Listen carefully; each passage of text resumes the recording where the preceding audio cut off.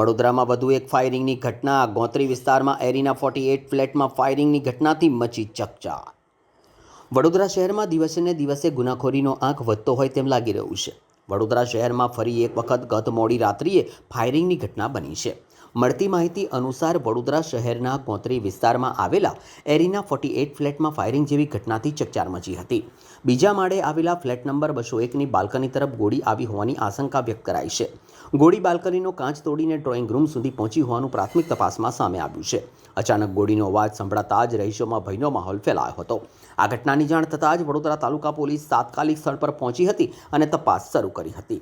હાલ તો આ ગોળી કોના દ્વારા અને ક્યાંથી ચલાવવામાં આવી તે અંગે પણ પોલીસે તપાસનો ધમધમાટ શરૂ કર્યો છે. ઘટના સ્થળેથી મળેલા પુરાવાના આધારે તમામ દિશામાં તપાસ ચાલી રહી છે.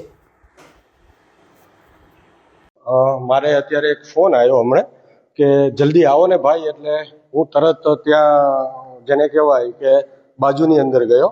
તો બાજુની અંદર જોયું તો બારણા આખું તૂટેલું હતું, કાચ પણ તૂટેલા હતા.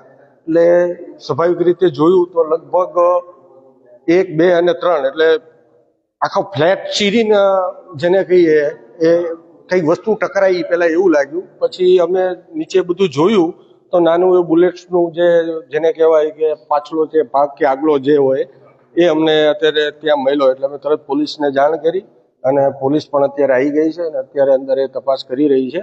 બરાબર. હવે અંદર તમે જઈને જોશો તો અંદર જે કાચની પછી મચ્છરજારી પછી 10 ફૂટ ઉપર રૂમનું બારણું, એ પછી 20 ફૂટ ઉપર એક લોખંડની જે જારી પડી હતી, એ બધાને નુકસાન થયું છે. એટલે બહુ ફોર્સથી આવી હશે એવું કહીશ. બધું ચીરીને ઇવન પડદો જે ખરો બરાબર, પડદાને પણ ચીરી નાખ્યો છે.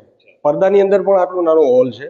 બરાબર. એટલે તો એના સિવાય તો સ્વાભાવિક રીતે એના સિવાય બીજું કંઈ હોઈ શકે તો હવે તો પોલીસ જ નક્કી કરી શકશે કે હકીકતમાં આ તો બધા તો અહીંયા કુલ ફેમિલી રહે છે, એવું તો કશું છે જ નહીં. બરાબર. ને અમારી પાછળ રોડ છે, રોડની પાછળ પણ પ્લોટ ખુલ્લો છે. બરાબર. એટલે એવું તો હાલ પૂરતું તો શું કહેવાય, મારા નેબર છે જ્યાં સુધી હું ઓળખું છું એમને ત્યાં સુધી તો એકદમ જેને કહેવાય ને બહુ સારું ફેમિલી છે. બરાબર. ક્યારેય પણ આ બાબતની અંદર એવું હોઈ શકે એવું